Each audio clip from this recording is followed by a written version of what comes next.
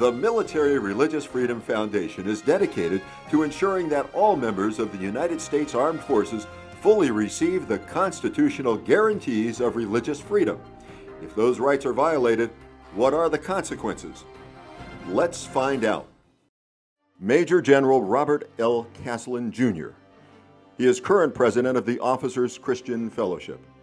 As a brigadier general, in 2004 he appeared in uniform on Campus Crusade for Christ Christian Embassy promotional video. I see a brother in the Lord from these flag fellowship groups, and I immediately feel like I'm being held accountable because we're the aroma of Jesus Christ. This was in violation of military regulations. This according to the Pentagon Inspector General's report.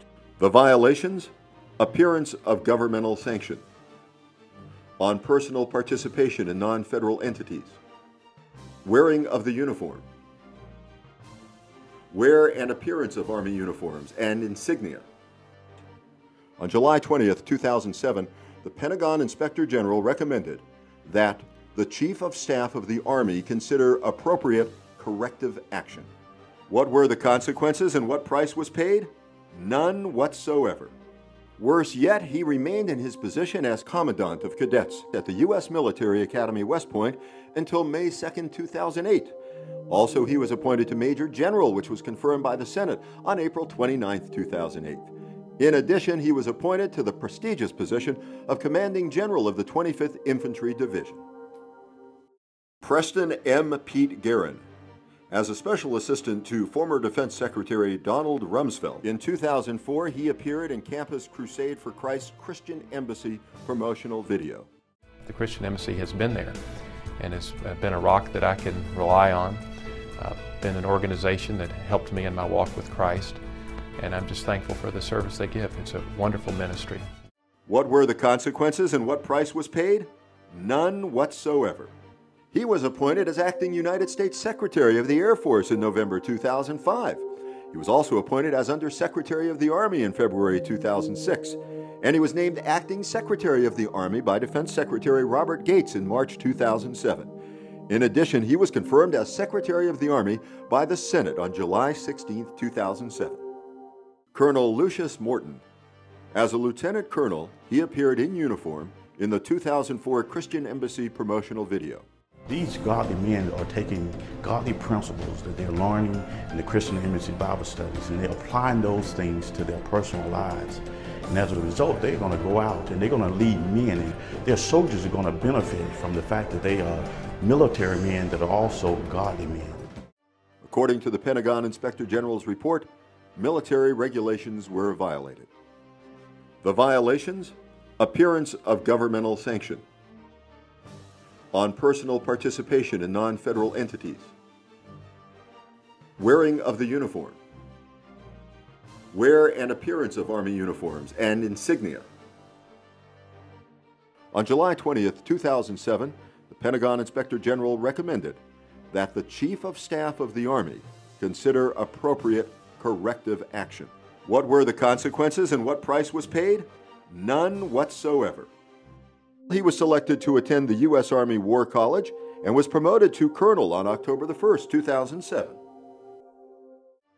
Lieutenant General Robert L. Van Antwerp, Jr.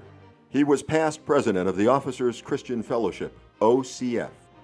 The purpose and vision of OCF on their website: a spiritually transformed military with ambassadors for Christ in uniform, empowered by the Holy Spirit. In summary, OCF clearly believes the only good soldier is a fundamentalist Christian soldier. As a Major General, he appeared in uniform at the 2003 Mission San Diego Billy Graham Crusade. This was broadcast on the Armed Forces Network to hundreds of thousands of military personnel. He also appeared in uniform in Christian pop star Carmen's Red, White, and Blue Spectacular. This aired on the Trinity Broadcasting Network in 2005 and was distributed on DVD by Carmen Ministries. Explain a little bit about that. Well, the Officers Christian Fellowship is a great organization, and our main mission is to have leaders lead in a biblical way to raise up a godly military. That's a kind of our mission and vision statement. What were the consequences and what price was paid? None whatsoever. He was promoted to Lieutenant General, which was confirmed by the Senate on May 17, 2007. And he was also appointed as a Commanding General of the U.S. Army Corps of Engineers. Lieutenant Commander Chaplain Brian K. Waite.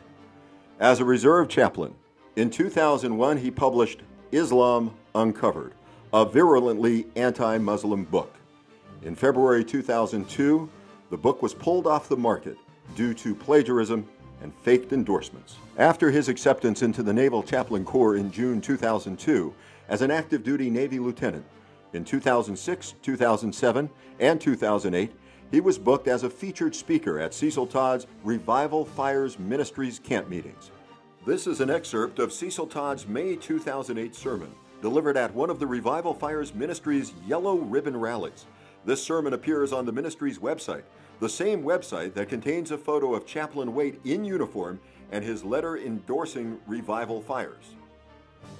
And the ultimate desire of the Muslims is to make the United States a Muslim nation. They have become school board members, elected to public office as aldermen and councilmen in our cities. Some are even senators and congressmen. Be informed. A Muslim is taught it is all right to lie if it will advance the Muslim agenda. Mark my words, the Muslims will lie again and again to get their man or woman in a position of power and influence. What were the consequences and what price was paid? None whatsoever. He was actually named the director of a military ministries doctoral program for military chaplains at the Graduate Theological Foundation, GTF, a civilian institution, in 2005. He was also promoted to lieutenant commander. We might add, immediately he was dismissed from the faculty of the GTF in 2008, only after the Military Religious Freedom Foundation exposed the plagiarism scandal and anti-Muslim writings. No known action was taken by the military. Army Specialist Jeremy Hall. As a specialist on his second tour in Iraq, he declined to participate in prayers at a Thanksgiving dinner. And he held an after-hours off-duty meeting for atheists and other non-Christians. This meeting was held with approval from the base chaplain. What military regulations were violated? None whatsoever. What price was paid? What were the consequences? While all the others were given reverential treatment, Specialist Hall was pretty much demonized. He has been harassed by superiors and received threats from fellow soldiers. He was transferred back to Fort Riley, Kansas for his own safety, and his promotion to sergeant was blocked. But thankfully, due to his courage, persistence, and strength, Specialist Jeremy Hall, with some help from the Military Religious Freedom Foundation, let's just say, has been exercised.